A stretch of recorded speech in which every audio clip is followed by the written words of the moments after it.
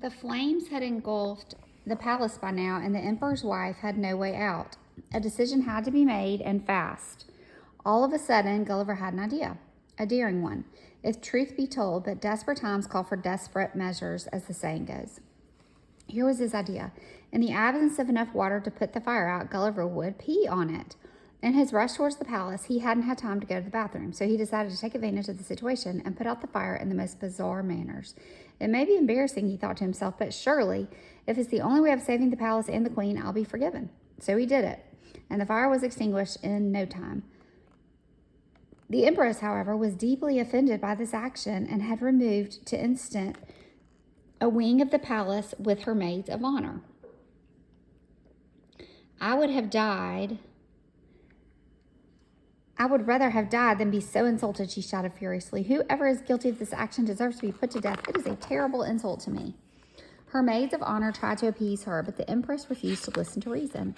Vowing revenge, she rushed out of the room and went to her husband. The Man Mountain was disrespectful to me, she said, but it is an emergency, my dear.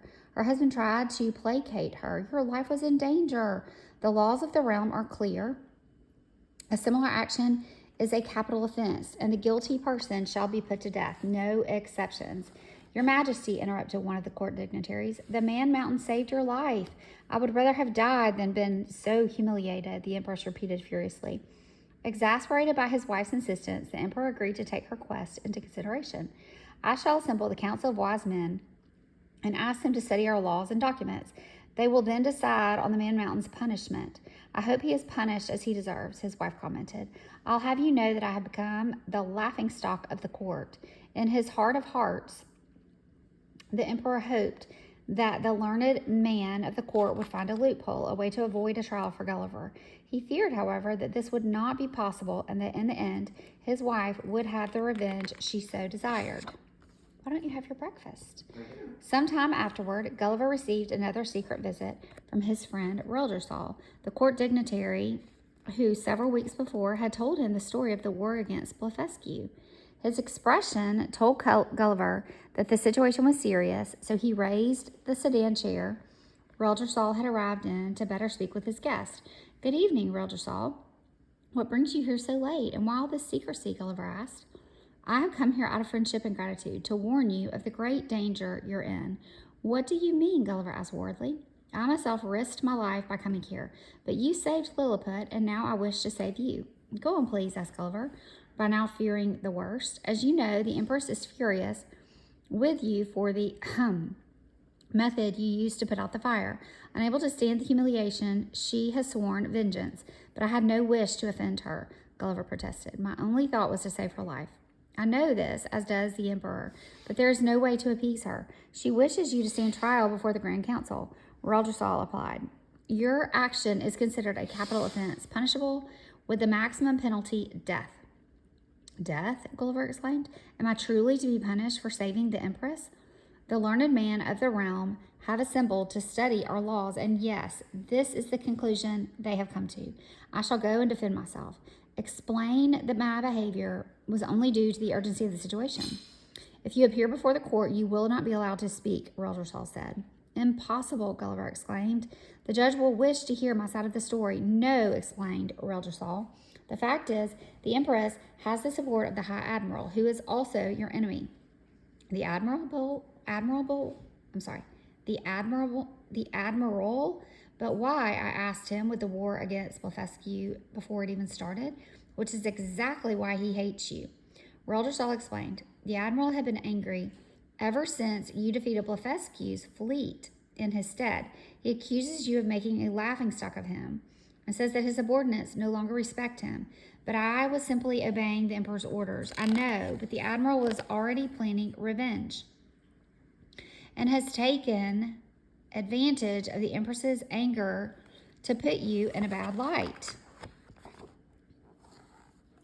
What should I do, my good friend? Gulliver asked, persuaded that things were shaping up badly. Shaking his head, Reldersal said, I think your only hope is to escape Blefuscu. To Blefuscu? Gulliver asked in astonishment. Yes, though our enemy once lost an entire fleet because of you. I'm sure that the emperor would be more than happy to have a giant like yourself at his service. But they will attack me with spears and arrows as soon as they see me arrive, Gulliver replied in some confusion. Have no fear, Reldersal assured him. Several peace negotiations with the ruler of Blefuscu have taken place over the last few weeks. The learned men have come to realize how foolish it is to fight a war over futile reasons, such as the best way to break an egg, and have decided to cease hostilities. I myself shall write a letter to the emperor, explaining the situation to him. I am sure he'll give you a royal welcome. But I swore allegiance to the Emperor of Lilliput and don't want to betray him. Your life is in danger, and it could be foolish to keep to the old agreement. Trust me, my friend, and prepare to escape this very night. I shall send an emissary to Blefuscu announcing your arrival. Thank you, Reldersal. Thank you. I will do as you say. Gulliver would have embraced the Lilliputian, but, afraid of crushing him, restricted himself to waving. The two friends both had tears in their eyes as they said goodbye, and Reldersal rushed out. Following my good friend Reldersal's advice, I'm leaving Lilliput to set out for Blefuscu. I hope the ruler of this kingdom welcomes me with kindness. Here he is going across the sea.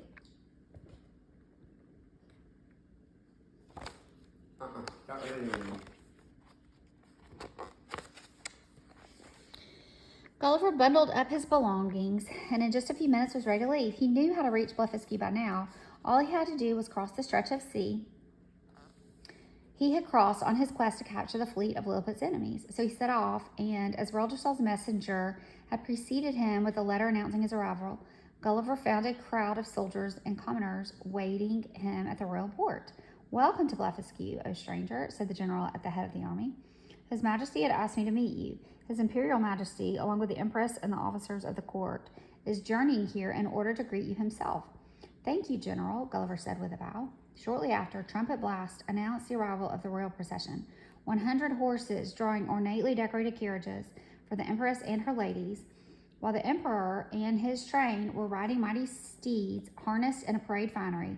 The Emperor was accustomed to riding at the head of the armies to show off all his power, and this occasion was no exception. Upon his arrival, the Emperor dismounted and advanced towards Gulliver, showing no sign of fear.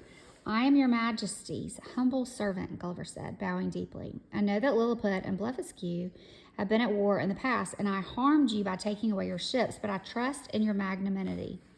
You are welcome here, the Emperor replied. Blefuscu and Lilliput have made peace. I'm sure your intentions are now friendly, O giant. You shall be my guest, and I will arrange for you to receive all that you need. So Gulliver was taken to a tent near the imperial palace with a number of servants assigned to him, as well as chefs to cook an enormous meal he ate every day.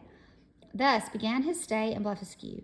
Since the island's inhabitants, by now accustomed to his presence, were no longer afraid of him, the doctor was free to come and go as he pleased.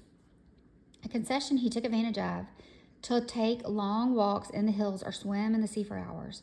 One day, as he was walking on the seashore, Gulliver observed an object that appeared to be an overturned boat, some distance away in the sea, whereupon he removed his shoes and waded into the water, where he was able to ascertain that it was indeed a boat, driven towards the coast by the tide after a storm had presumably torn it from its vessel. Hastening back to town, Gulliver desired the Emperor to lend him 3,000 seamen, along with 20 of the realm's tallest vessels. This fleet weighed anchor and sailed around the island towards the coast where Gulliver had first discovered the boat. The tide had driven it still nearer. When the fleet arrived, Gulliver took off his clothes and swam towards it. The seamen threw him a rope, which he fastened to the boat, so they could tow it to shore. With the assistance of 2,000 men equipped with ropes and engines, Gulliver managed to shift the boat and turn it over, thus discovering it to be fairly good shape. After 10 days and countless difficulties, Gulliver was able to get to the boat to the royal harbor of Blefuscu, where a great crowd appeared, full of wonder at the sight of so colossal a vessel. Your Majesty, Gulliver said to the Emperor, as my good fortune has sent me this boat, which I may use to go back to sea after so long, I beg of you, please help me fix it up, and grant me permission to depart your land. Oh, you wish, O giant. You have my permission to depart. Thus, though I grant it reluctantly. The Emperor sent for 500 laborers to make sails for the boat. Gulliver himself made ropes and cables suitable for navigation by twisting together several of the Blefuscudians' thinner ones. He also happened to find a great stone by the seashore that would serve as an anchor. He managed with difficulty to cut down some of the largest timber trees to make oars and masts, greatly assisted by the royal carpenters. And finally, he was given the tallow of 1,000 candles to grease the boat. What happened? I don't It's almost like his arm hurts. What? In about a month, when everything was ready, Gulliver returned to the court to take leave of the emperor, who came out of the palace escorted by the royal family and a number of dignitaries. The emperor presented Gulliver with 50 pauses of gold coins, together with a full-length portrait of himself, which Gulliver put immediately into one of his gloves to keep it safe. He then stored the boat with 100 roasted oxen, bread and water, and as many ready-made dishes as 400 cooks could provide. He also took 6 cows and 2 bulls alive and as many sheep and rams, hoping to breed them once he returned to England. Gulliver would gladly have taken a dozen of the natives as well if the king hadn't forbidden it.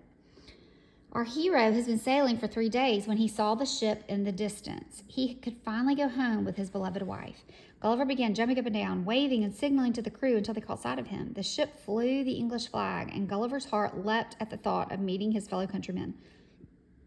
The captain invited him on board, so Gulliver put the cows, sheep, and cargo of provisions he had brought with him from Blefuscu in his pocket before abandoning his boat.